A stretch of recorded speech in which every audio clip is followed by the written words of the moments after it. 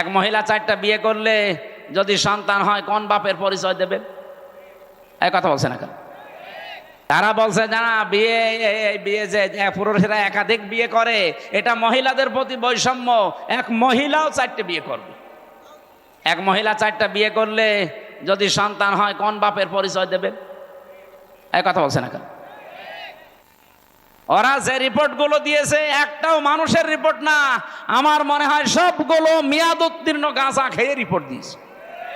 কারণ মেয়াদালা গাঁজা খেলে মানুষ এ কথা বলে না। আমার কুষ্টিয়ার লালনের মাজারে তো মানুষ গাঁজা খায় দেখি, ওরা মেয়াদালা গাঁজা খায়, এই জন্য ওরা এত বেশি উল্টাপাল্টা বকে না।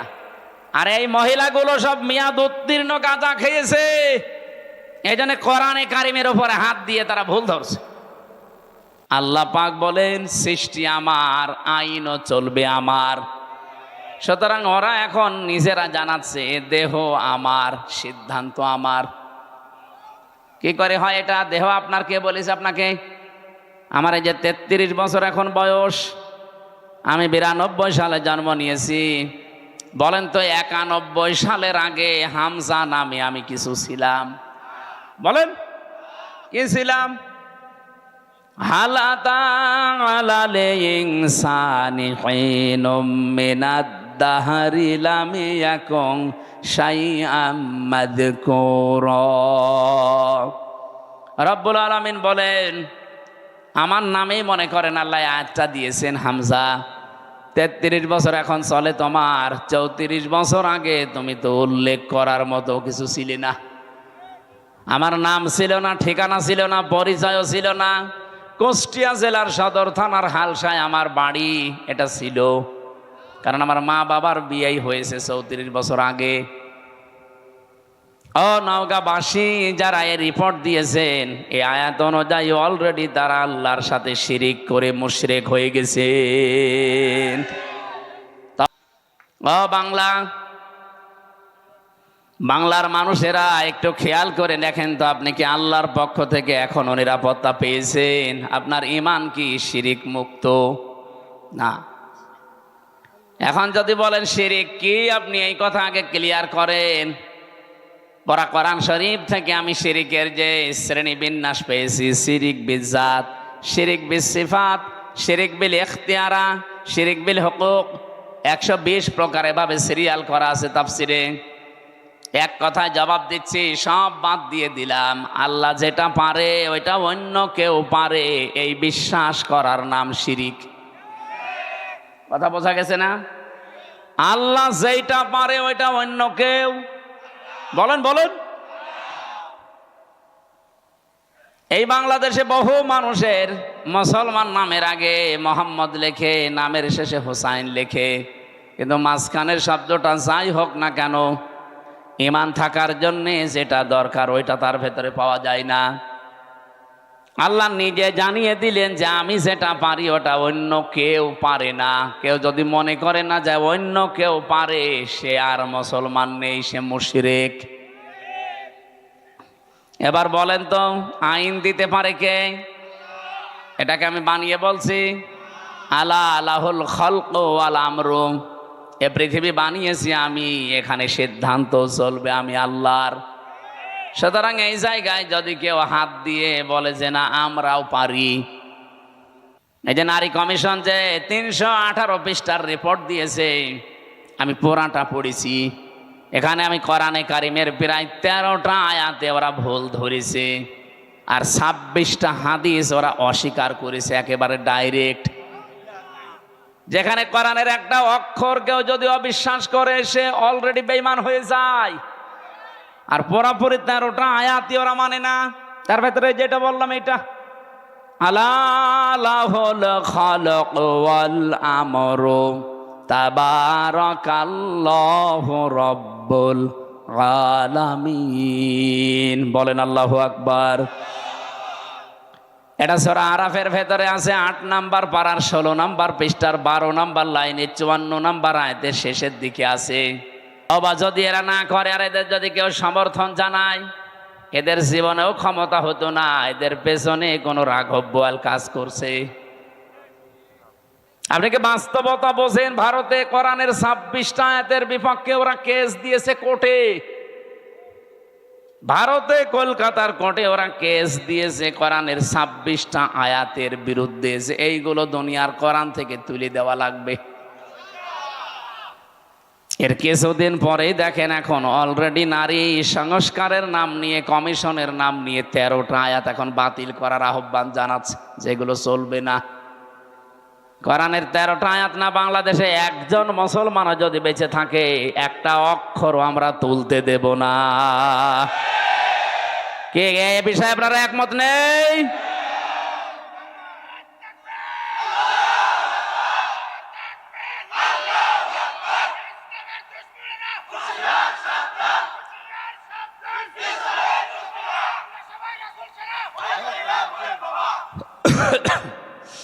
নওগাঁবাসী, আমি আবার বলছি, ঈমান যতটুকু আছে এটা আপনি নির্ভেজাল করবেন।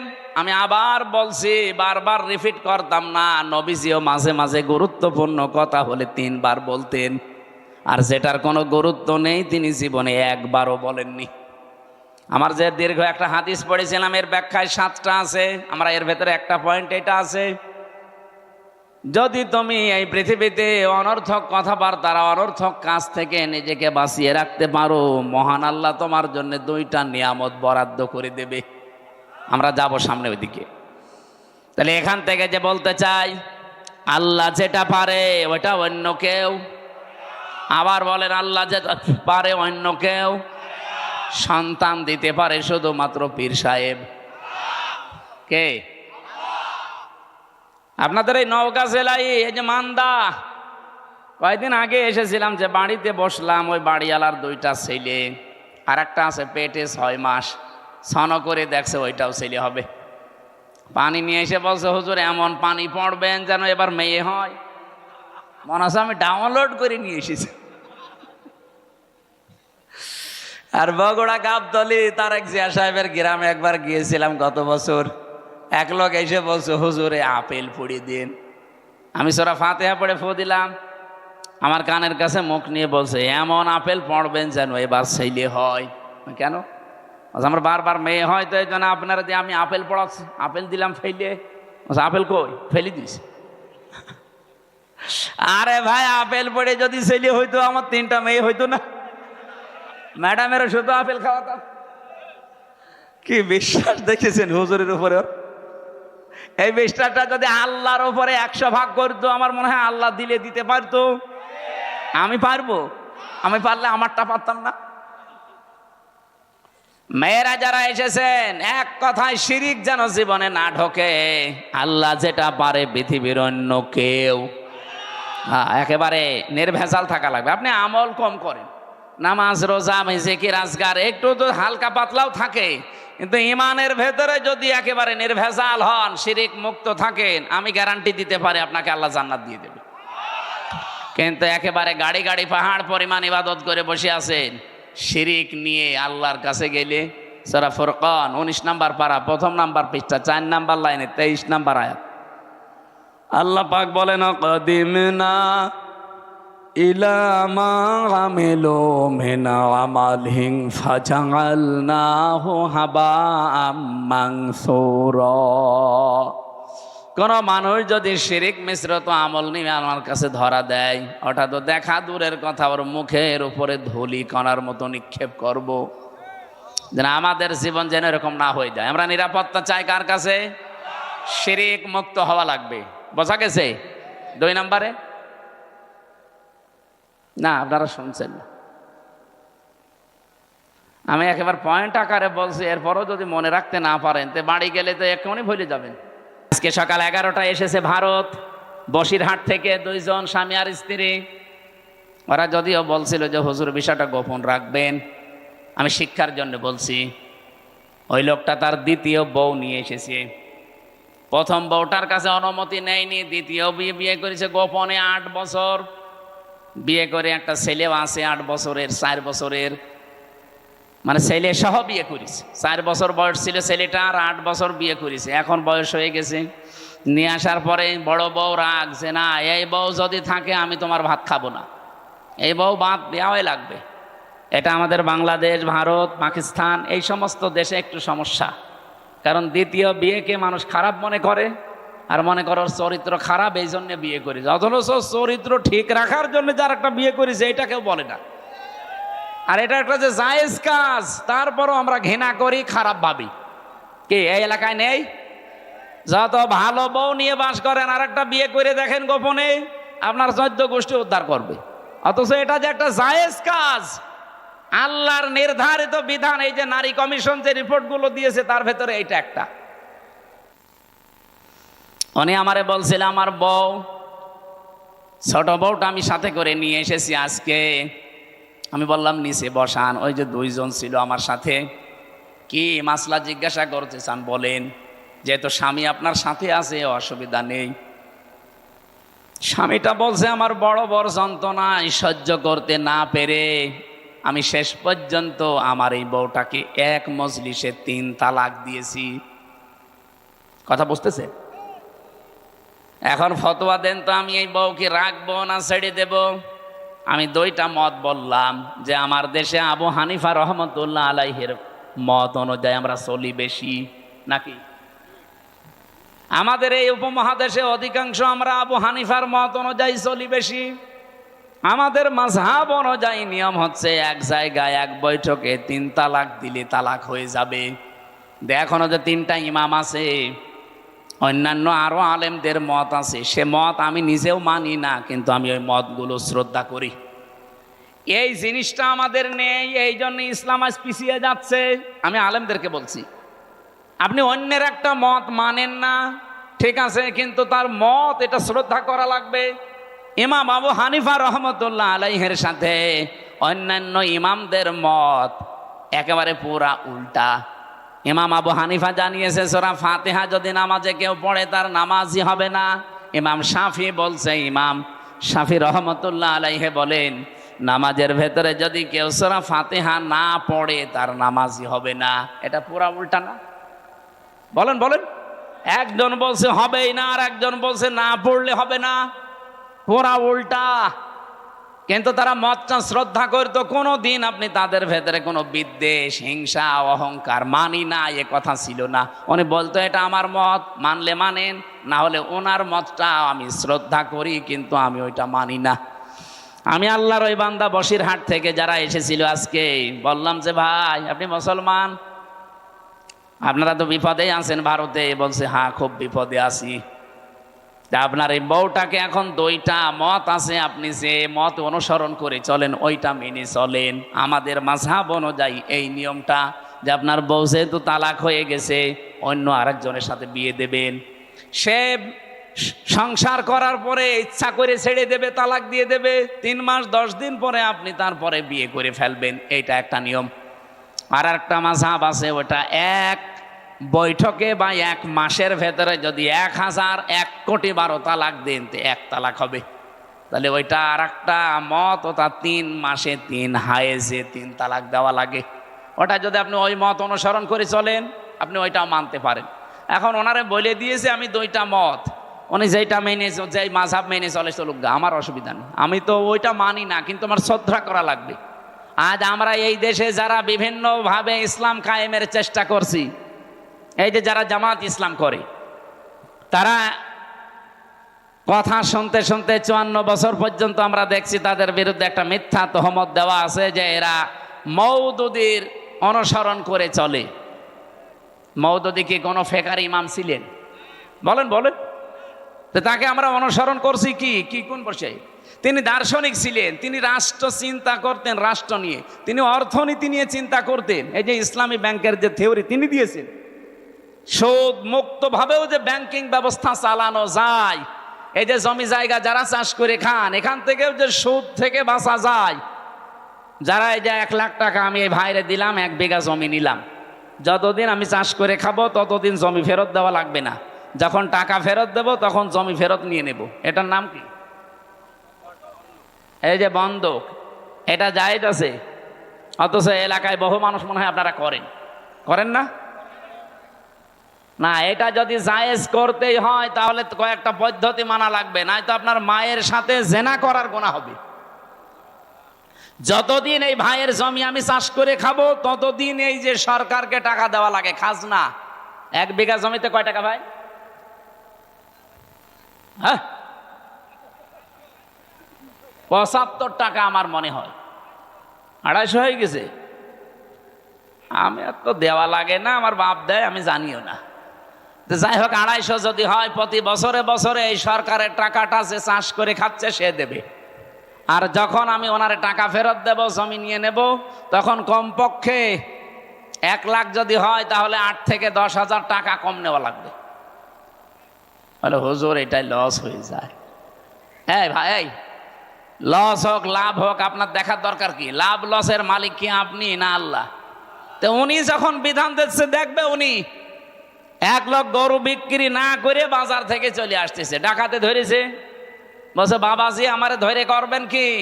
আমি গরু বিক্রি করতে পারিনি, বেশি দাম হয়নি, এই জন্য। মুখের ওপরে 2 থাপ্পড় দিয়ে বলছে, বেটা বেয়াদব, বিক্রি করলি না মানে টাকা তো নেব আমরা, দাম কম হোক বেশি হোক তোর দরকার কি? লাভ লসের মালিক কি আপনি? কে? উনি যে নিয়মটা দিচ্ছে এইটা মানেন। আশা করছে এখন থেকে এই সিস্টেম মেনে চলবেন। আর একটা নিয়ম আছে, এই যে খেয়ে দেয়ে শোধ, জমি দিলাম, এটা কি বলে? কন্ট্রাক্ট, এটা জায়েজ আছে। আর একটা নিয়ম আছে 3 নাম্বার, আমি ওনারে 1 বিঘা জমি দিলাম, প্রতি বছরে বছরে উনি 2 মণ ধান বা 10,000 টাকা আমারে দিয়ে দেবে 1 বছরে, এটা জায়েজ আছে। কারণ 1 বছরে 1 বিঘা জমি থেকে অন্তত 10,000 টাকা উপায় করা কোনো ব্যাপার না। এই এলাকায় তো আরো বেশি হওয়ার কথা, 3-4 বার। লস হয়। ও, জিনিসপত্রের দাম কমে গেছে এই জন্যে, তাহলে টাকাও কমিয়ে নেবেন। যদি দাম কমে যায় এভাবে, তাহলে টাকাও কমিয়ে দেবেন। আমার ভাইরা, আমি যে কথা বোঝাচ্ছিলাম, সাজ্জেদ আবুল আলা মওদুদী রহমতুল্লাহ আলাইহি, ওনার কাছ থেকে একটা থিওরি হয়তো জামাত ইসলাম নিয়েছে, যে রাষ্ট্রে গণতান্ত্রিক পদ্ধতিতে ইসলাম কায়েম করা যায়। পদ্ধতিটা ভুল হতে পারে, সেখান থেকে একটা জিনিস শুধু ওনারা নিয়েছে। অন্যান্য যারা ইসলামী দলে আছে প্রত্যেকে এক একজনের কাছে থিওরিগুলো তারা নিয়েছে। তা আমাদের সবার মূল তো এক থাকা দরকার, যে আমি অন্যের মত মানি না, কিন্তু তার মতটাকে শ্রদ্ধা করা লাগবে। এই জিনিস যতদিন বাংলাদেশের মানুষের ভেতরে না আসবে, এই দেশের দিন কায়েম হওয়া সম্ভব না। এই ছোটখাটো বিষয় নিয়ে মতপার্থক্য তৈরি হয়ে যাবে। এই জন্যে মানুষ যে এক জায়গায় হবে কি নিয়ে কি দিয়ে, সেই কথা সূরা আলে ইমরানের 64 নম্বর আয়াতে আল্লাহ ঘোষণা দিয়েছেন, কুল তাআলাউ কুল ইয়া আহলাল কিতাবি তাআলাউ ইলা কালিমাতিন সাওয়াইম বাইনানা ওয়া বাইনাকুম আল্লা না'বুদা ইল্লাল্লাহ। আমার ওইদিকে বিষয় না, আমি একটা টাচ দিলাম। মেয়েদেরকে আল্লাহ যেহেতু আকর্ষণীয় করে বানিয়েছে, লোভনীয়, এর প্রতি একটা আসক্তি বানিয়ে দিয়েছে, এই জন্য আমাদের এই জায়গায় খুব সেন্সিটিভ থাকা লাগবে, সতর্ক থাকা লাগবে এদের বিষয়ে। মেয়ে লোককে আমার আল্লাহ পরীক্ষার সবচাইতে বড় বস্তু বানিয়েছে। শয়তান এদেরকে জাল হিসাবে ব্যবহার করে রাস্তায় নিয়ে আসে। এই জন্য মেয়ে লোক যখন বাড়ি থেকে বাইরে আসবে, সাজগোজ করে পারফিউম দিয়ে সেন্ট মেখে বাইরে আসা মেয়ে লোকের জন্য জায়েজ নেই, হারাম। বলেন নাউজুবিল্লাহ। সম্মানিত মা বোনেরা, আপনার সাজগোজ, সেন্ট, পারফিউম এগুলো ব্যবহার করার জন্য আপনার উপযুক্ত জায়গা আপনার স্বামীর বেড। এই বিছানা শুধু বাইরে আপনি এগুলো করতে পারবেন না, যেহেতু আপনাকে শয়তানের জাল হিসাবে শয়তান ব্যবহার করবে। নবীজি জানিয়েছেন, আমরা আজকে থেকে সতর্ক হয়ে যাব এই জায়গা থেকে, যে আমরা কোনো দিন যেন নিজের মেয়েকে, বউকে, নিজের ফুফুকে, মাকে, শাশুড়িকে, খালাকে বেপরদা করে রাস্তাঘাটে ছেড়ে না দেই। আয়াতের তাফসিরে লিখেছে, একজন মহিলা যদি বেপরদায় চলার কারণে জাহান্নামী হয়ে যায়, কমপক্ষে 4 জন পুরুষ সাথে করে নিয়ে যাবে। বলেন নাউজুবিল্লাহ। 1 নম্বরে তার বাবাকে ধরবে, বলবে গার্জিয়ান ছিলে তুমি আমাকে কন্ট্রোল করনি। 2 নম্বরে তার বড় ভাইকে ধরবে। 3 নম্বরে তার ছেলে বড় স্বামীকে ধরবে। 4 নম্বরে তার বড় ছেলেকে ধরবে। নওগাঁবাসী, একটু নিজের দিকে তাকিয়ে বলেন, হয় আপনি কারো বাবা হবেন, নাই কারো বড় ভাই হবেন, নাই কারো স্বামী হবেন, নাই কারো ছেলে হবেন। পর্দার এই বিষয়টা যদি হাসিয়ে খেলিয়ে যদি উড়িয়ে দেন যে আর কি এতটুকু কি না, এটার জন্য যদি ওই মহিলা দাজ্জুস হয়ে জাহান্নামে যায়, 4 জন নিয়ে গেলে আমরা যে কোনো একজনের ভেতরে পড়ে যাচ্ছি। আল্লাহ আমাদের হেফাজত করুন। মেয়েদেরকে যে মর্যাদা সম্মান পর্দার মাধ্যমে দিয়েছেন, আল্লাহ এটা বজায় রাখার তৌফিক দান করুন, বলেন আমিন। দুনিয়াতে আল্লাহ পাক জানিয়েছেন আমি পরীক্ষার বস্তু আরো কয়েকটা বানিয়েছি, তার নাম্বারে অল বানিন, সন্তানাদি, ছেলে মেয়ে, স্ত্রী পুত্র, এগুলো আমার আল্লাহ আমাদের কাছে পরীক্ষার বস্তু বানিয়েছেন, লোভনীয়, আকর্ষণীয়, ভালোবাসার জিনিস এগুলো। এগুলোর পেছনে ফিরতে যে চলতে যে আমার বিশাল আখিরাতের জীবন যেন আমি নষ্ট করে না ফেলি। সূরা মুনাফিকের ভেতরে আল্লাহ আমাদের জন্য ওয়াজ করেছেন, ইয়া আইয়ুহাল্লাযীনা আমানু লা তুলহিকুম আমওয়ালুকুম ওয়ালা আওলাদুকুম আন যিকিরিল্লাহ ওয়া মান ইয়াফআল যালিকা ফাউলাইকা হুমুল খাসিরুন। ওহে যারা ঈমানের দাবি করো, কখনো তোমাদের সন্তান আদি আর সম্পদ আদি এগুলো যেন আল্লাহর জিকির, আল্লাহর আইন, আল্লাহর বিধান থেকে তোমাদের গাফেল করে না দেয়। যদি এরকম কেউ করে থাকো, আমি আল্লাহ বলছি সে জীবনে ক্ষতিগ্রস্ত হয়ে যাবে, বলেন নাউজুবিল্লাহ। এ ওয়াজটা আমার নিজের জন্যই মনে করেন, আজকে থেকে আমি নিজেই সংশোধন হয়ে চলবো। যত মহব্বতের জিনিস সন্তান হোক, তার পেছনে পড়ে আল্লাহর বিধান নামাজ, তার পেছনে পড়ে আল্লাহর বিধান রোজা, তার পেছনে পড়ে আল্লাহর বিধান যাকাত, এগুলো যেন আমি লঙ্ঘন না করি, নষ্ট না করি। আল্লাহ আমাকে নিজে এবং যারা এখানে শুনছি প্রত্যেককে আমল করার তৌফিক দেন, বলেন আমিন।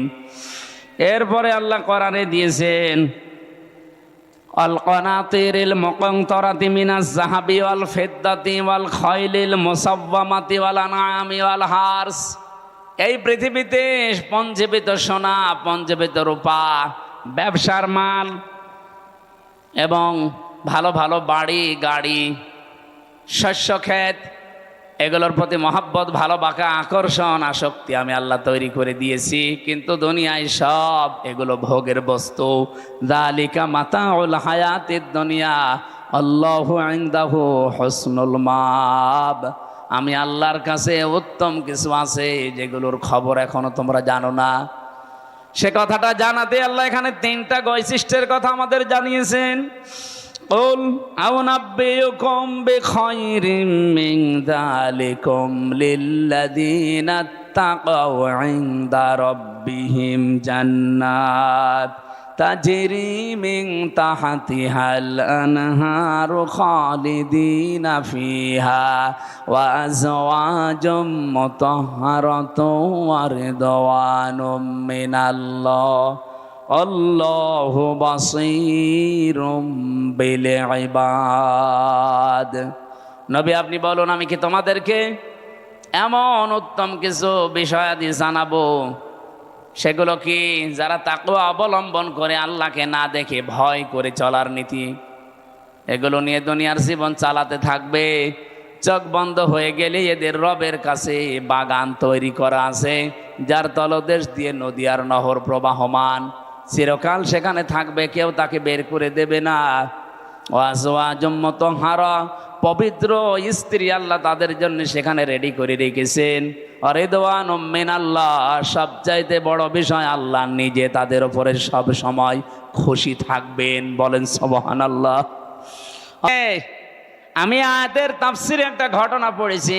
সাদ্দাত বাদশাহ, এর নাম শোনেননি? এই লোকটা, তার স্বপ্ন সাদ ছিল আমি দুনিয়ায় জান্নাত বানিয়ে নিজে উদ্বোধন করব। কিন্তু তার এই পেছনে আমি পড়ে দেখেছি তাফসিরে তাবারির ভেতরে আছে, আল্লাহ তার এই স্বপ্ন সাদ পূরণ করতে দেয়নি শুধু একটা মহিলার বর দেওয়ার কারণে। ওই জামানার নবী যিনি ছিলেন হযরত হুদ আলাইহিস সালাম, তার কাছে জিজ্ঞাসা করে করে ও জান্নাত বানিয়েছিল যে তোমার আল্লাহর বানানো জান্নাত আমার লাগবে না, আমি নিজে বানাবো। এখান থেকে একটা শিক্ষা আমি নিয়ে এসেছি, ভালো করে খেয়াল করবেন। 20 বছর ধরে ওর জান্নাত বানাচ্ছে, 22,000 শ্রমিক কাজে লাগিয়েছে। এলাকায় যত স্বর্ণ রূপা পাওয়া যায় সব নিয়ে আসতেছে বিভিন্ন জায়গা থেকে। পেয়াদাদেরকে পাঠিয়ে দেয়, যাও যেখানে যা সোনা রূপা পাও নিয়ে আসো, আমার জান্নাত বানাতে হবে। একটা মহিলা বিধবা, তার মা বাবা নেই, এতিম। বিয়ে হওয়ার কয়েকদিন পরে স্বামী মারা গেছে। তার কাছে স্বামীর দেওয়া 1 টুকরা স্বর্ণ ছিল। ও যে বলছে ওইটা দেওয়া লাগবে, বাদশার স্বপ্ন পূরণ করতে হবে। মেয়েটা বলেছে আমার এই শেষ সম্বল, এটা নেবেন না। বারবার নিষেধ করার পরও শোনে নাই। না, বাদশার স্বপ্ন সাদ, এ পূরণ করাই লাগবে। জোর করে যখন কেড়ে নিতে গেছে, মেয়েটা মাটির ভেতরে গড়াগড়ি দিয়ে কেঁদেছিল। তাফসিরে ফিজিল কি তাবারির মুফাসসির লিখেছেন, ওই দিন সঙ্গে সঙ্গে মেয়েটা বর্দ দিয়েছে, এই মাজলুম অবস্থায় আল্লাহ আমার জীবনের শেষ সম্বলটুকু যে কেড়ে নিল, তাকে তুমি স্বপ্ন পূরণ করতে দিও না। এ দোয়াটা কবুল হয়ে গেছে। এ লোকটা জান্নাত যেদিন উদ্বোধন হবে, এত সিকিউরিটি দেওয়া, একটা পিপিলিকা আসার মতো কায়দা নিয়ে এত সিকিউরিটি দেওয়া। হঠাৎ জান্নাতের মেন গেটে যাওয়ার পরে দেখে একটা ফকির বসা। জিজ্ঞাসা করছে এখানে আসলে কি করে? ফকির ওখান থেকে বলে, বাদশাহ ঘোড়ার পিঠ থেকে একটু কানটা কাত করেন, আমার কিছু কথা আছে।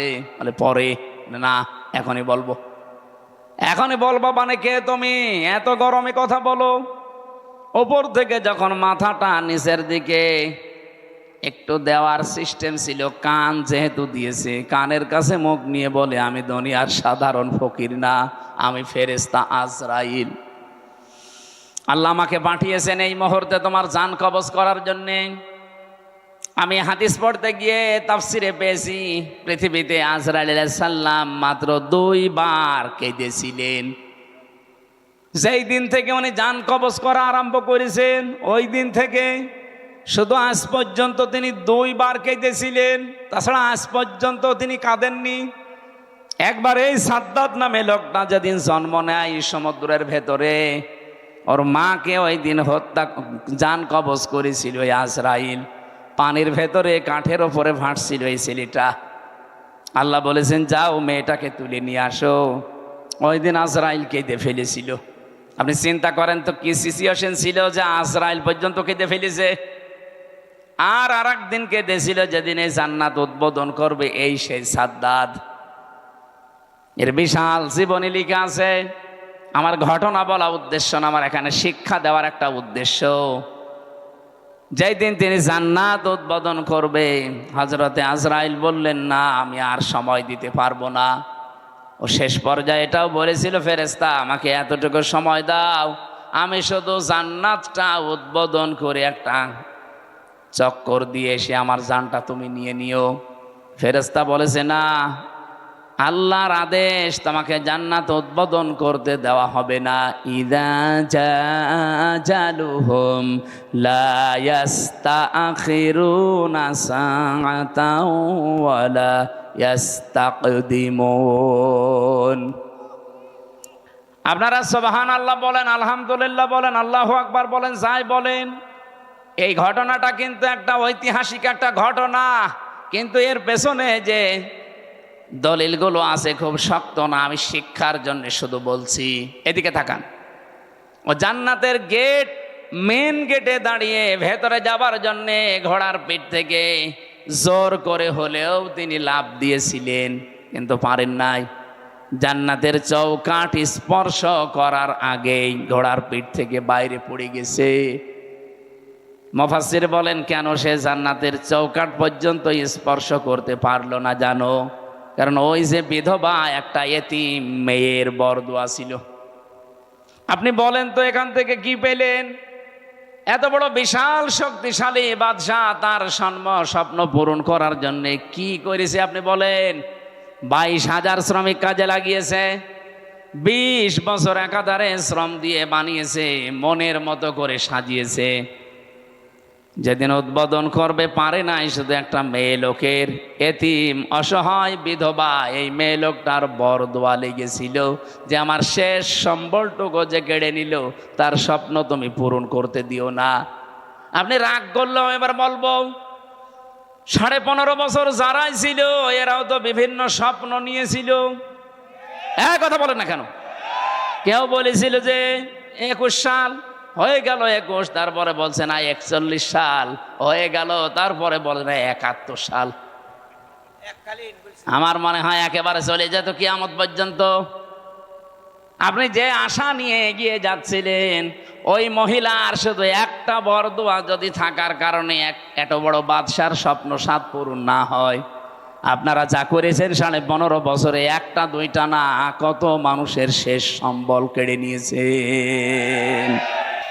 আপনি নিজের থেকে বলেন, সিলেটের ইলিয়াস আলী আজ পর্যন্ত পাওয়া গেল না লোকটারে। কি সম্বল ছিল সিলেটের জন্যে, সঠিক কথা বলতো আমি দেখেছি।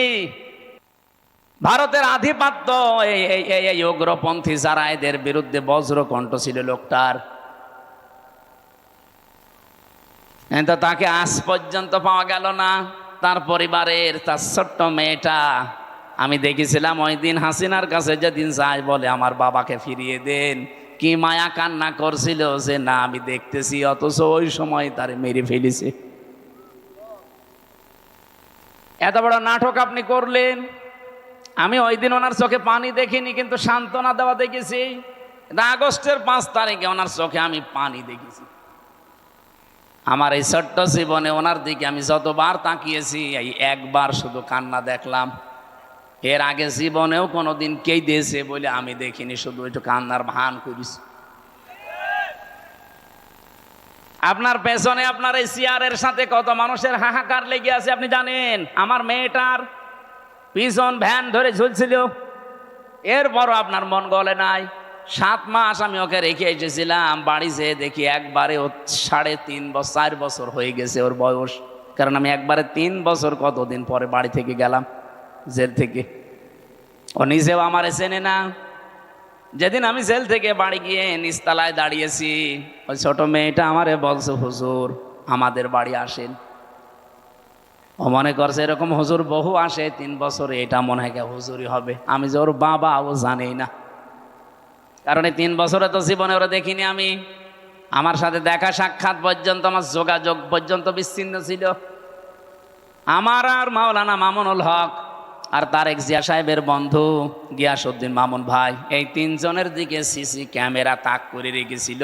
24 ঘন্টা আমাদের সাথে কেউ যেন না তাকায়, কথাও কেউ যেন না বলে ভয়।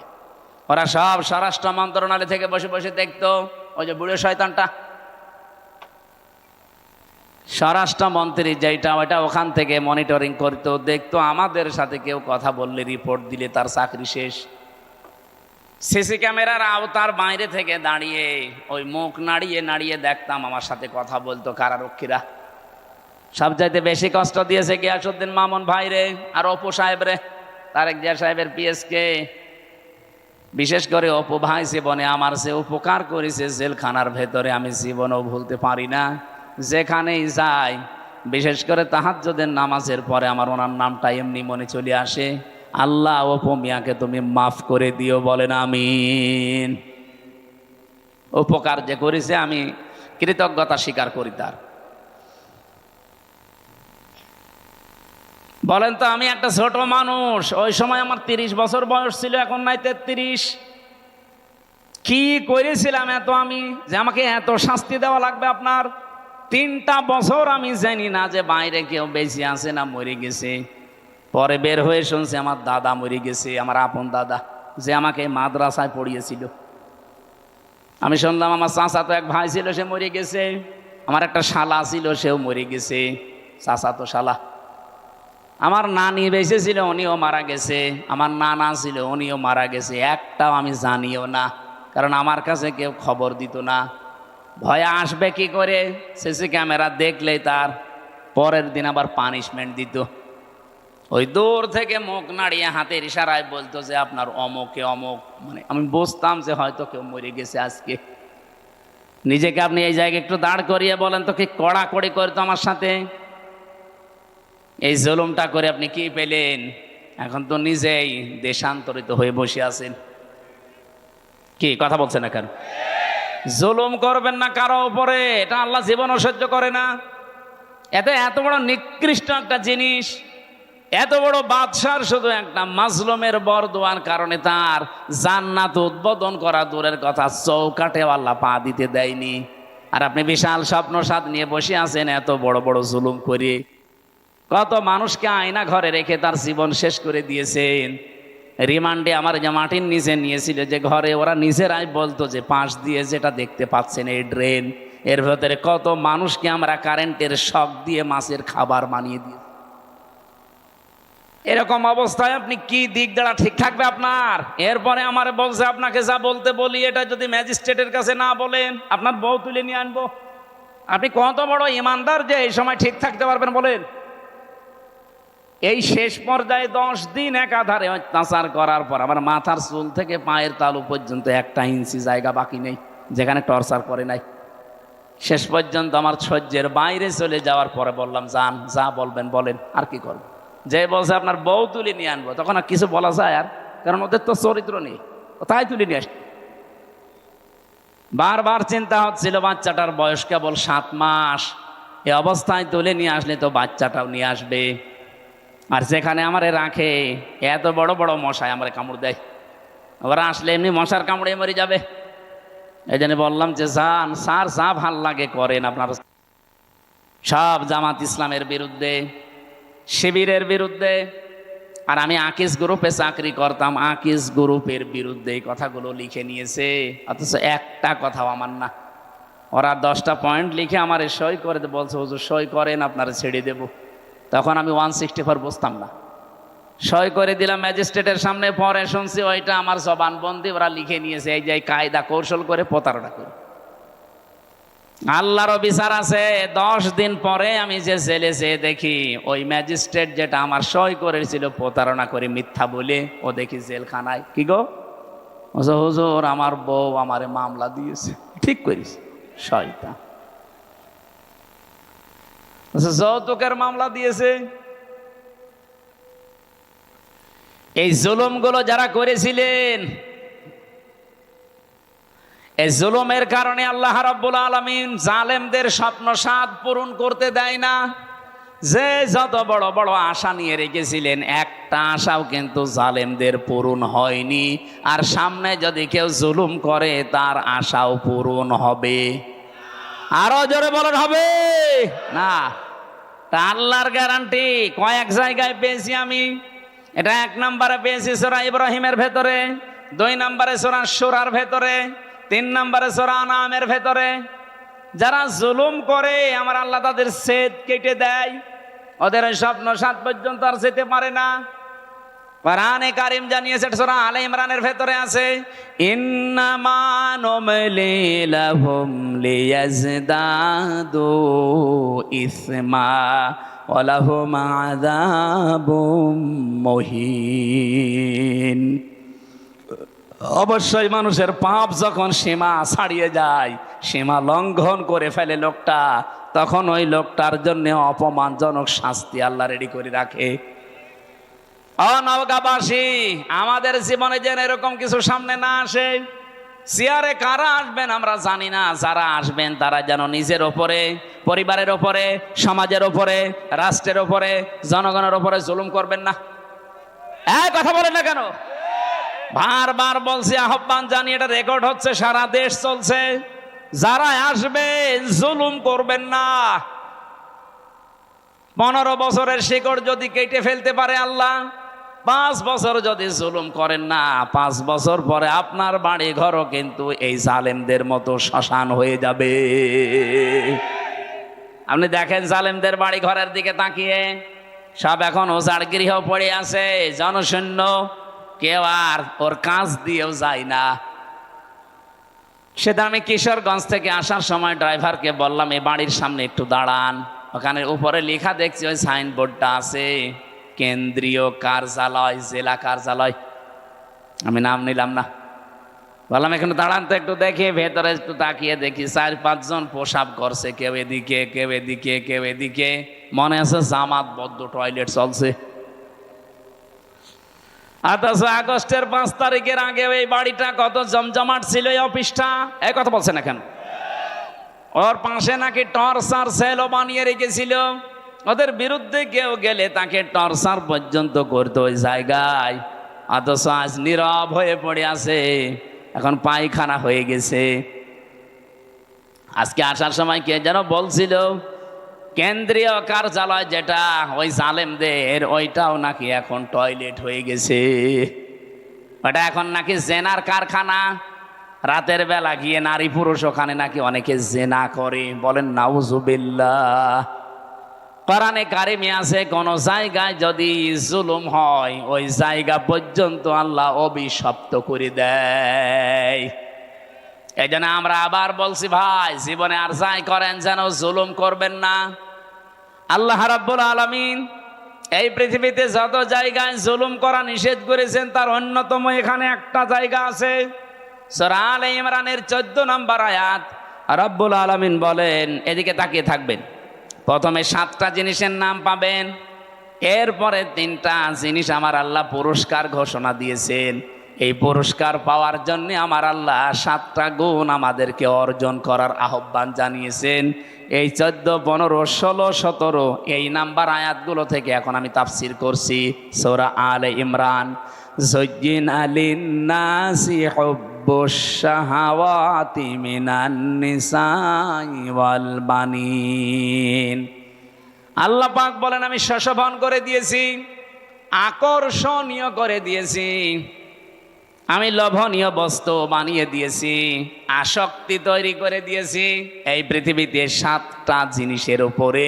তার 1 নাম্বারে নারী। 1 নাম্বার কি? এই জন্য দুনিয়ায় এই জায়গায় খুব সেন্সিটিভ থাকা লাগবে। মেয়েদের প্রতি আকর্ষণ, মেয়েদের প্রতি আসক্তি, তাদের প্রতি ভালোবাসা, লোভ,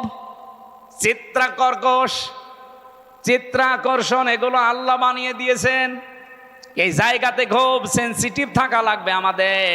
বিশেষ করে এখন যে তথ্য প্রযুক্তির যুগ চলছে, মোবাইলে যারা কথা বলেন বিভিন্ন জায়গায়, ইমোতে বলেন, হোয়াটসঅ্যাপে বলেন, মেসেঞ্জারে বলেন, আর যাই বলেন না কেন খুব সাবধানে কথা বলবেন, কারণ আপনার প্রতিটা কথা কিন্তু রেকর্ড করা হচ্ছে। এই কথা বলছেন, আপনি হয়তো টের পাচ্ছেন না যে না এটা আবার কে ধরবে মানে আমি রিমান্ডে আমার শুনিয়েছিল, কোথায় আমার ম্যাডামের সাথে আমার মায়ের সাথে সাতক্ষীরা থেকে একজন কল দিয়ে কি বলেছে ওটা দেখি রিমান্ডে 2য় দিন আমার শোনায়। কি গো, ওদের কাছে এমন উন্নত মেশিন ওরা ইসরায়েল থেকে নিয়ে এসেছিল, ওরা যারা ট্র্যাক করে তারা একেবারে নাড়ি নক্ষত্র পর্যন্ত বের করে। আপনি একটা মিথ্যা কথা বলবেন, জীবনেও ছাড় পাবেন না, ও পরের দিন আবার ওটা দেখাবে। এই যে যারা পরকীয়া প্রেমী আছেন, নিজের স্ত্রী বাদ দিয়ে অন্যের সাথে যাদের লাইন আছে, আপনি দেখবেন যদি ব্রেকআপ হয়ে যায়, ওই মহিলা যদি ওইটা রেকর্ড করে রাখে, তারপরে আপনার দেশে চলাফেরা করা, সংসারে তখন অশান্তির শেষ থাকবে না। এরকম কোন লাইনে কেউ আছেন কিনা? যদি থাকেন একটু হাত তুলে দেখান, আল্লাহ আপনাকে দেখি। হ্যাঁ ছেলে, খুব আরাম লাগছে তোমার।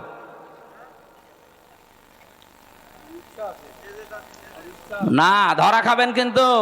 দেখলেন না টাকলা মোরাদ, মাত্র 6 মিনিট 9 সেকেন্ডের অডিও কল, তাও ফাঁস হয়ে গেছে। ওর মন্ত্রিত্ব শেষ, ওর এমপিগিরি শেষ, দল থেকে বাদ। আর কি অপমান! অত 6 মিনিট 9 সেকেন্ড না, এরকম হাজার হাজার মিনিট আমাদের এখন রেকর্ড হয়ে আছে। আমাদের এগুলো যদি আমার আল্লাহ ফাঁস করে দেয় কি হবে আপনি টের পাচ্ছেন? এগুলো তো আমি পারি না ভাই, এটার জন্য নিয়ে আসতে হবে আলাদা বক্তা নিয়ে আসতে পারেন এগুলোর জন্য। যাদের এই যে রাত 10:30 পর্যন্ত কথা বলালেন, কি করলো তোরা? হ্যাঁ, ওরমাল মানে ও গামছা। তো এখন আমি আয়াত শুরু করছি, এটা দিলে হবে মানুষ তো? হ্যাঁ,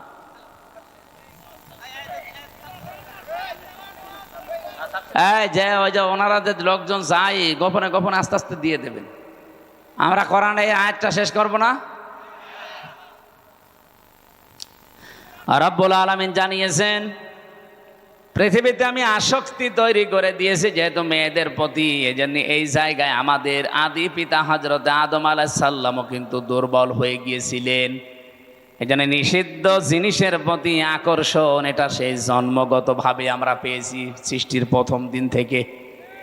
আমাদের এই জায়গায় আমাদের পরীক্ষার বিষয়, এখন থেকে একেবারে দৃঢ় সিদ্ধান্ত নিয়ে রাখবেন যেগুলো জায়েজ। আমি আসার সময় শুনছিলাম মাওলানা মনে হয় 14 জন মহিলার নাম বলছিলেন যাদের সাথে দেখা করা আপনার জায়েজ আছে।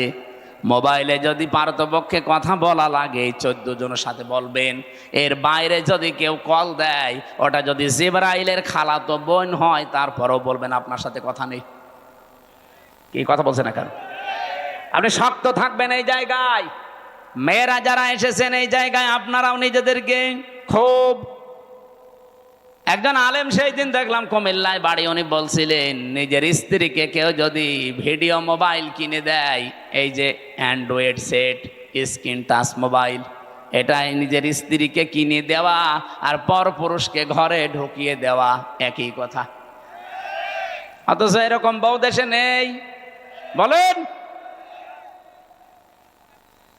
এই মোবাইলটা, এই কম্পিউটার, এই ল্যাপটপ আপনি ওর হাতে দেননি, আপনি দিয়েছেন ওকে একেবারে জেনা, ব্যভিচার, বেপরদা হওয়ার জন্য একটা লাইন হাতে ধরিয়ে দিয়েছেন। ও মন মতো কিন্তু ওটা দিয়ে ব্যবহার করবে। আমার মনে হয় মেয়েদেরকে এই জায়গায় খুব সেন্সিটিভ থাকা দরকার। মা বোনেরা, স্বামী যদি আপনাকে বাটন ফোন দিয়ে খুশি থাকতে চায়, বাটনের উপরে আপনি আর যাবেন না। কারণ আমাদের টার্গেট তো শুধু এইটাই না, এরপরে আর একটা জায়গা আছে, আখেরাত। ওই জায়গাটা তৈরি করতে হলে আমাদের এখনই এই মনের সাথে যুদ্ধ করা লাগবে। আর যদিও এটা কঠিন বিষয়, শয়তান উৎপত্তি আছে, করতে দেবে না। আমি সহ যারা এসেছি আজকে থেকে নিজেদেরকে শয়তান যতই চাপ দিক আমরা কন্ট্রোল হব। এই 14 জন মহিলা বাদ দিয়ে কেউ কল দিলেও জরুরি না হলে আমার দরকার নেই। আমি নিজেরটা বলছি, আমার এই মোবাইলে শুধু বাংলাদেশ না, বিশ্বের কোনো জায়গা থেকে যদি মহিলারা কল দেয়, আমি আগে জিজ্ঞাসা করিনি প্রথমে যে মা আপনার স্বামী আছে অথবা আপনার ছেলে আছে। আজকে এই যে ইন্দোনেশিয়া থেকে, মালয়েশিয়া থেকে 3 জন মহিলা কল দিয়েছিল হোয়াটসঅ্যাপে আর মেসেঞ্জারে। আমি প্রথমেই তাকে মেসেজ লিখে জিজ্ঞাসা করছি, কে আপনি, আপনার স্বামী আছে অথবা সন্তান আছে? যদি স্বামী সন্তান থাকে, কোনো যদি কিছু চাওয়ার লাগে, আপনার কোনো মাসলা মাসাইল লাগে, তাদেরকে দিয়ে জিজ্ঞাসা করান। আপনার সাথে আমি কথা বলতে পারবো না, কারণ আমার মোবাইল ট্যাগ হয়। আপনার সাথে আমি কি কথা বলতে যে কি কথা বলবো ওইটা রেকর্ড করে আপনি ছেড়ে দেবেন, তখন মানুষ বলবে হামজা গেল গেল। হ্যাঁ, কথা বলছেন এখন? আমার সাথে তো চোখের মতো লেগে আছে সব। আর খুব জরুরি যদি নাছড় বান্দা হয়, মেসেজ দেয় যে না আমার খুব দরকার, ওই আমার পাশে যে মাওলানা হুসাইন আহমেদ থাকে, ওর কাছে বলি যে তুমি বলো যে আমি হামজা বলছি, যা বলার বল। ও মনে করে যে হুজুরি বলছে, যা বলার বলে। ফতোয়া শুধু আমারে জিজ্ঞাসা করে, মাসলা যদি কোরআন হাদিস কেন্দ্রিক হয় বলি যে এইটা এইটা জান। আমরা আল্লাহর দরবারে শুকরিয়া জানাচ্ছি, এমন একটা সময়, যে সময় অলরেডি বিশ্বের কয়েকটা দেশে যুদ্ধ চলছে, বিশেষ করে পাকিস্তান, ভারত, ওদিকে রাশিয়া, ইউক্রেন, এই সমস্ত দেশে অলরেডি যুদ্ধ লেগে আছে। আর যেহেতু আমাদের প্রতিবেশী, এদের দেশে দাঙ্গা চলছে, যুদ্ধের চাইতেও ভয়াবহ, যার মুসলমানদের জন্য মারাত্মক একটা বিষয়। আর আমরা যেহেতু পাশে প্রতিবেশী হিসাবে আসি, তার কাটা ভেদ করে কখন যে চলে আসে। যেন প্রধান উপদেষ্টা আজকে বিকাল 3টায় ডেকেছেন, একটা জরুরি বৈঠক ডেকেছেন। বাংলাদেশের বিভিন্ন রাজনৈতিক দল, প্রশাসনে যারা আছে বিভিন্ন বিভাগে, তাদেরকে প্রধানদেরকে ডাক দিয়ে বলছে যে সতর্ক থাকা লাগবে। তার মানে কিছু আঁচ পেয়েছে হয়তো। এই জন্যে পৃথিবীর নিকৃষ্ট একটা প্রতিবেশী আমরা পেয়েছিলাম এই ইন্ডিয়াকে। আমি বিশ্বের যত দেশে গেছি, এইরকম প্রতিবেশী কোনো দেশের আশপাশে আমি পাইনি। অন্যান্য দেশগুলো আমাদের পরে দাঁড়িয়ে গেছে।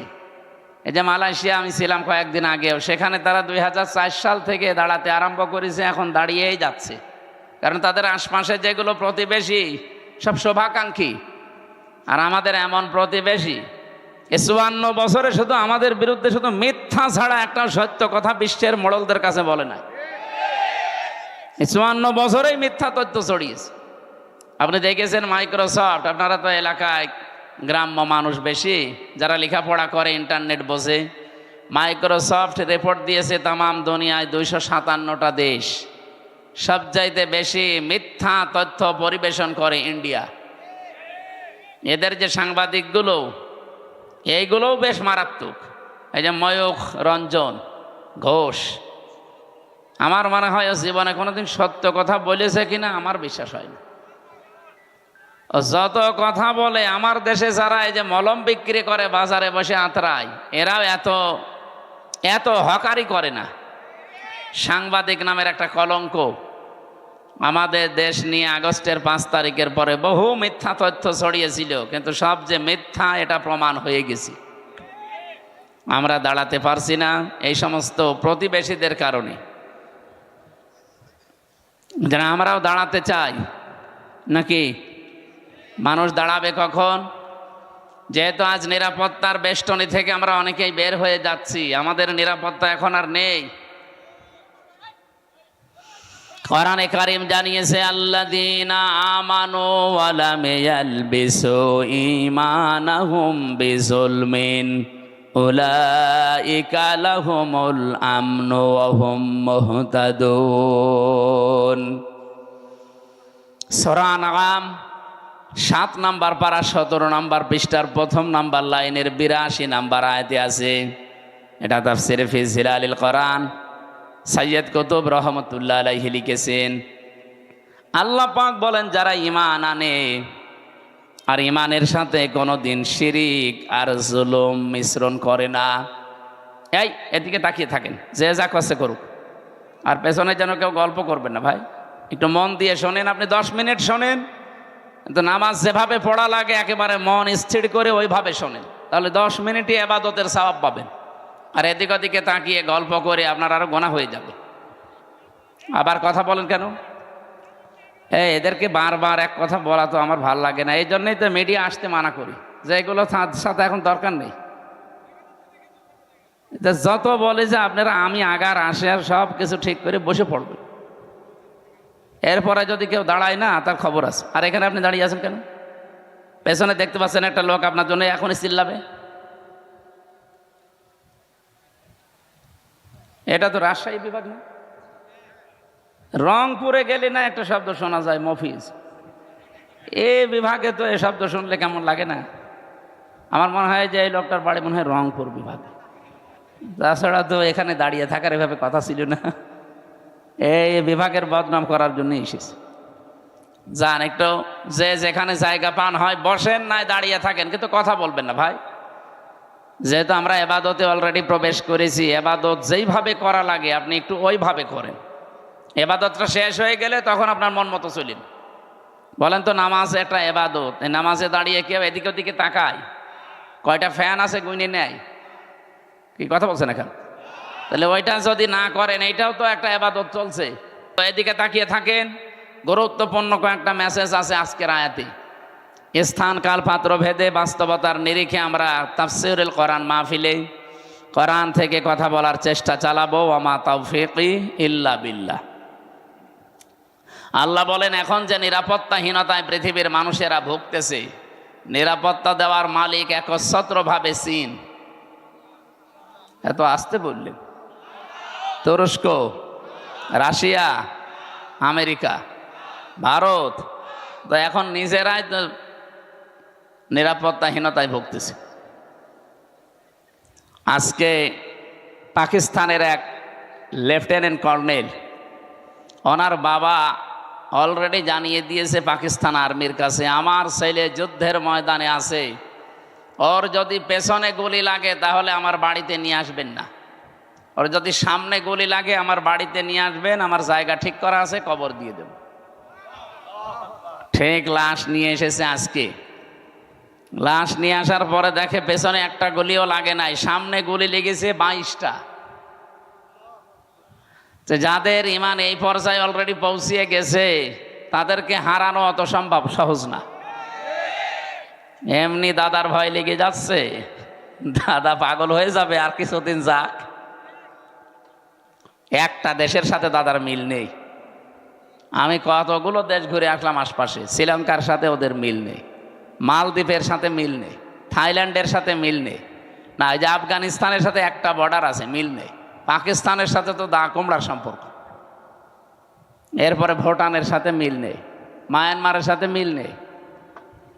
আমাদের সাথে মিল ছিল, বুবু ছিল, বুবু নেই, মিল নেই। যাক, বুবু যখন চলে গেছে, এতদিন যারা বলতো আমাদের স্বামী স্ত্রীর সম্পর্ক, আপনারা ওখানে থাকেন, কিন্তু দোলা ভাইয়ের সম্পর্ক আমরা মানি না।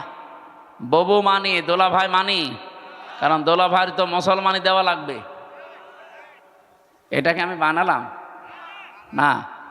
সূরা বাকারা 2 নম্বর পারা 16 নম্বর পৃষ্ঠা 4 নম্বর লাইনে আছে। 221 নম্বর আয়াতের মাঝের অংশে দেখেন, কোন মুশরিক পুরুষকে কোন মুমিনা নারী বিয়ে করতে পারবে না যতক্ষণ সে মুসলমান না হয়। দাদা তো এখনো মুসলমান হয়েছে, তার সাথে আপনি এতদিন মিথ্যা কথা বলেছেন জাতির লোকের কাছে যে আমাদের স্বামী স্ত্রীর সম্পর্ক হয় কি করে। দাদা হচ্ছে ফুল হাতা আর আমরা হাফ হাতা। আমরা হাফ হাতা না, এখানে কয়েকটা হয়তো ফুল হাতা থাকতেও পারে, ওই যে ছোট ছোট বাচ্চা যারা।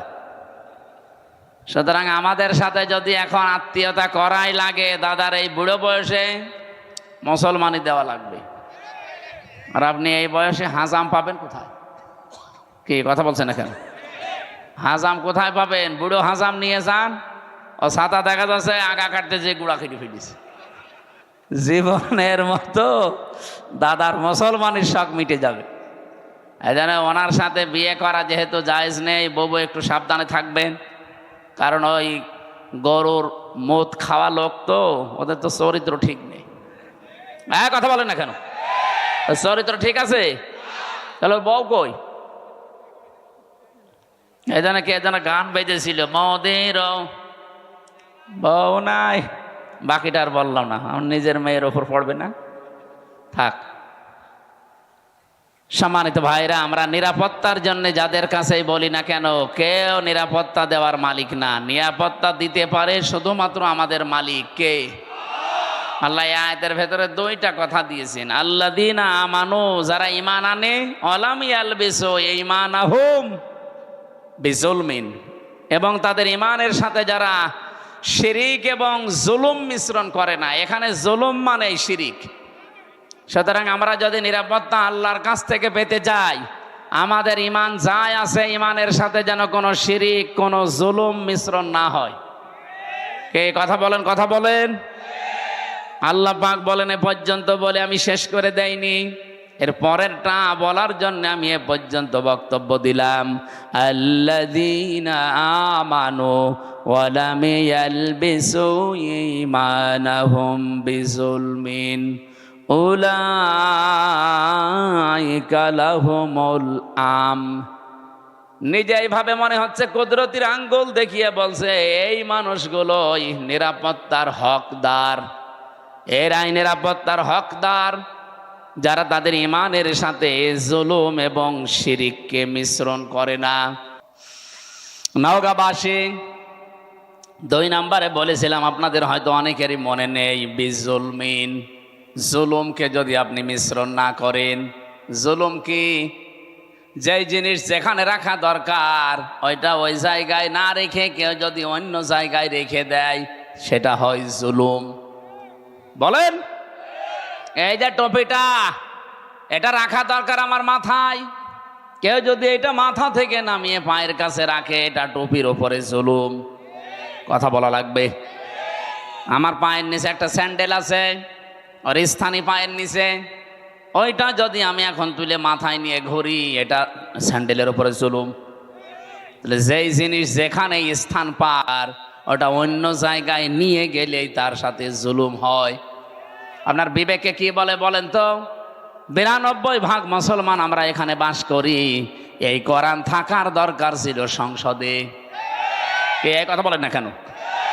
এই 54 বছরে আমরা নিয়ে যেতে পেরেছি, এটা কোরআনের ওপরে জুলুম। আপনি যাই মনে করেন, কোরআনের ওপরে এটা জুলুম হচ্ছে, কারণ এটা এসেছে রাষ্ট্রীয় ফরমান হিসাবে। আপনি এই তথ্য পাবেন সূরা রদ 37 নম্বর আয়াতে 13 নম্বর পারা 13 নম্বর পৃষ্ঠা 13 নম্বর লাইনে আছে, ওয়া কাযালিকা আনজালনাহু হুকমান আরাবিয়্যা। অবশ্যই আমি আপনার প্রতি যে কোরআন নাজিল করেছি এটা সাধারণ জিনিস না, এটা হুকুম। এটা কি? এটা আইন হিসাবে নাজিল করলাম, যার বাংলা নাম আমরা বলি সংবিধান।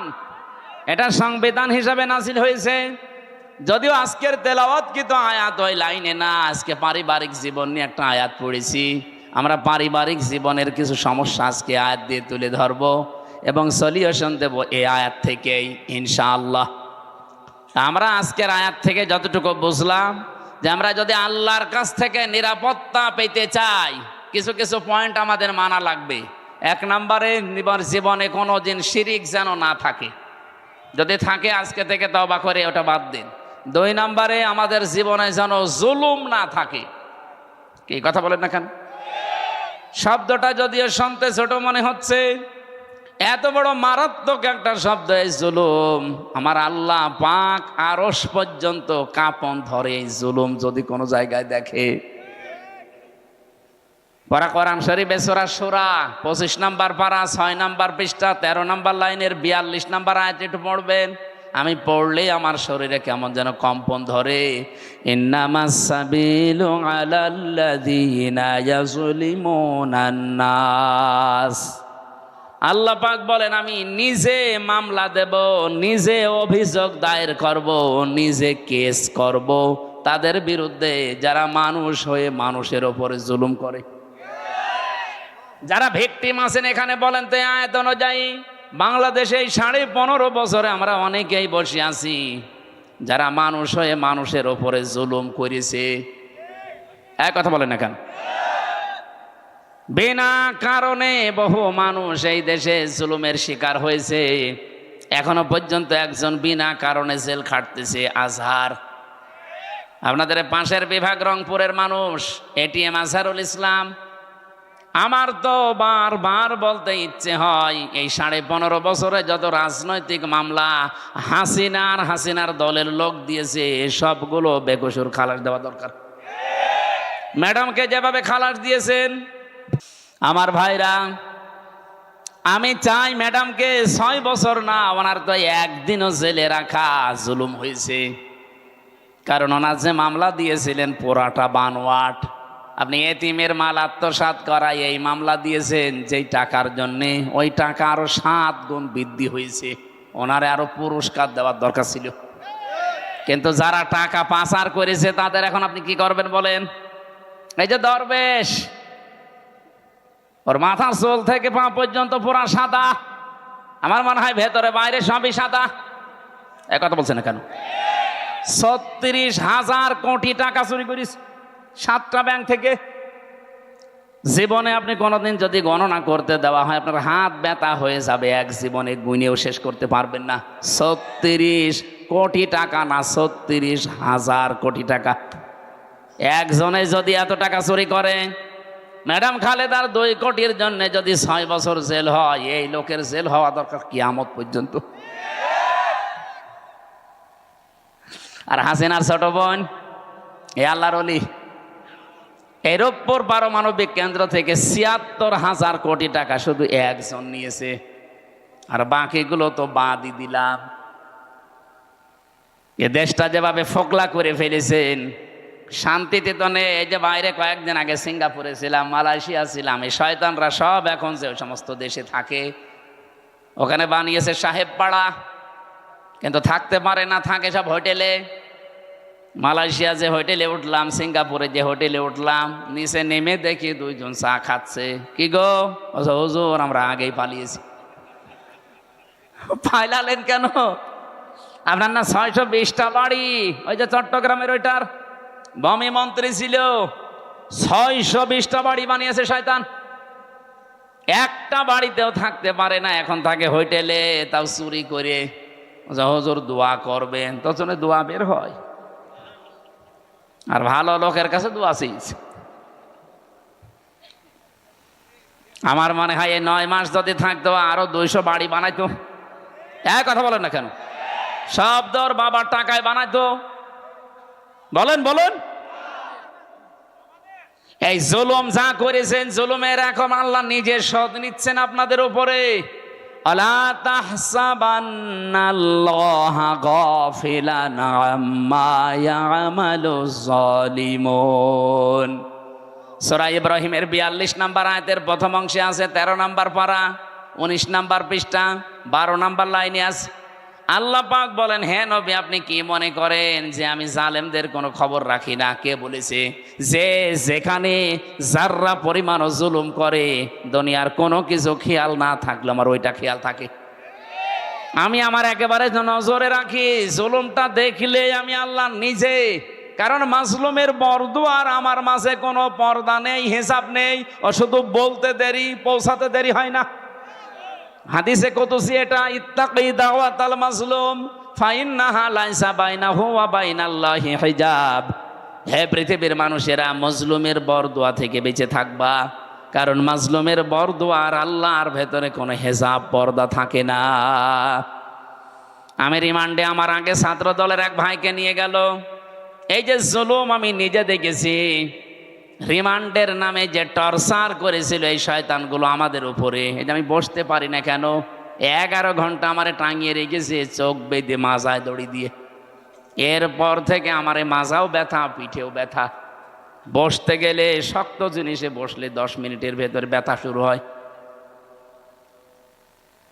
আমার আগে ওনার পাশের রুম থেকে সেল থেকে নিয়ে গেল, চোখ বেঁধে কালো কাপড় দিয়ে, পেছনে ডান্ডা বেড়ি, হ্যান্ডকাপ লাগিয়ে ডান্ডা বেড়ি দিয়ে আস্তে আস্তে টেনে নিয়ে যাচ্ছে। ভালো মানুষ নিয়ে গেল, আসার সময় দেখি ও মা ও বাবা বলে চিল্লাচ্ছে। আসার পরে দেখি এইগুলো একটাও নখ নেই, সব সাদা লাগছে। সাদা এমনি হয়নি, এই হাত এভাবে চেয়ারের সাথে বেঁধে দেয়। আমারে দেখিয়েছিল ওই যে নখ যেগুলো দিয়ে তোলে, আমারে বলছে হুজুর আমরা এটা দিয়ে নখ তুলি। হাতের সাথে ক্লিপ লাগিয়ে দেয়, গলার সাথে একটা বেল্ট লাগিয়ে দেয় চেয়ারে, আপনি নড়তে পারবেন না। শুধু একটা মাত্র টিপ দেবে, 1 মিনিটে আপনি 120 বার ঘুরবেন। এমন সিস্টেম করা আছে, ওই মেশিনটা শুধু হাতে আর পায়ের সাথে লাগাবে। এগুলো জেলা থানা শহরে না, এগুলো পাওয়া যায় বিভাগীয় শহরে, এবং বিশেষ করে কাউন্টার টেররিজমে ডিবি অফিসের নিচতলায় মাটির নিচে যে ঘর আছে, আপনার বিশ্বাস যদি এখন মনে হয় নেই, এগুলো আমি নিজে দেখেছি রিমান্ডে থাকাকালীন। এই একটা শুধু টিপ মারে, এক টিপে আপনার নখ যতগুলো আছে সব খসে চলে আসে। আরে ভাই, নখ খসে গেলে ছেড়ে দে না, ওর ওপর আবার লবণ ছিটিয়ে দেয়। ছাত্র দলের ওই ভাইয়ের এই যে নখগুলো যে সাদা সাদা এমনি না, নখ তুলে নেওয়ার পরে ওর উপরে ওই মোল্লা সল্ট সাদা ধবধবে লবণ ওটা ছিটিয়ে দিয়েছে, তখন সাদা লাগছে। এই জন্যই তো এরকম চিৎকার মারছিল। আমার যে অফিসার নিয়েছিল সঞ্জয় দত্ত হিন্দু, এ বেটা বলছিল আমি নিজে শিবিরের যে সাবেক কেন্দ্রীয় সভাপতি দেলাওয়ার, এই ঠাকুরগাঁও বাড়ি, ওরে আমরা ফুটবলের মতো লাথিয়েছি। ওরও হাতের পায়ের নখ সব তুলে নিয়েছে।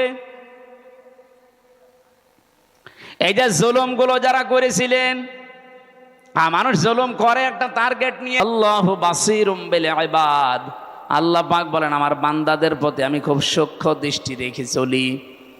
এই জন্য আমাদের প্রতি আমরা যাই করি, ইন্নাল্লাহা খাবীরুম বিমা তা'মালুন, যা করছি সব একজন দেখতে পাচ্ছে। এই দৃঢ়তা, এই বিশ্বাস যত বেশি যার ভেতরে বদ্ধমূল হবে, তৈরি হবে বিশ্বাসটা, ওর জীবন তত পরিচ্ছন্ন হবে। আমি সহ প্রত্যেকের জীবনে আয়াতগুলো আল্লাহ অনুধাবন করে মেনে চলার তৌফিক দিন। আপনাদের অনেক রাত হয়ে গেছে, 12টা বাজে, অনেকে উঠে চলে যাচ্ছেন না। এই অবস্থা আমি আর কথা বলতে চাচ্ছি না।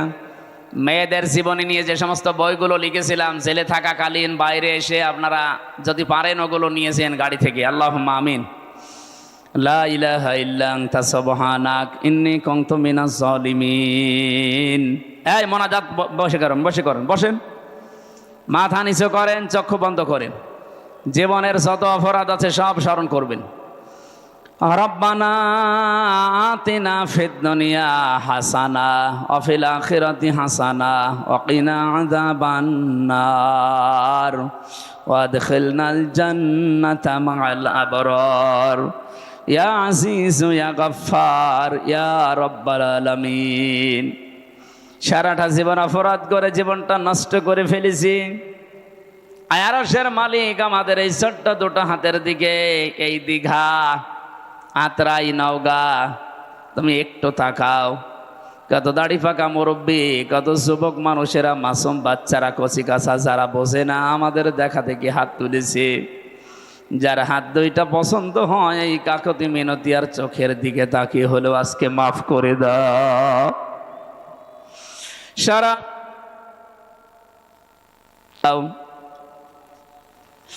আল্লাহ তাআলা অপরাধ যা করেছি এগুলো যদি শরীরে লিখা থাকতো, মানুষ আমাদেরকে কুকুরের মতো ঘৃণা করে তাড়িয়ে দিত।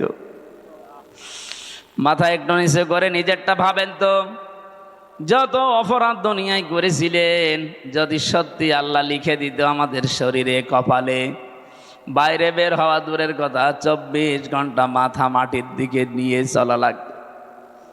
আল্লাহ তুমি যেভাবে তোমার সাত্তার নামের কারণে আমাদের গনাগুলো গোপন রেখে দিয়েছো, কিয়ামতে কোটি কোটি মানুষ থাকবে, সবার সামনে আমাদের সম্মান নষ্ট করে দিও না। যাই করেছি আজ মন থেকে মাফ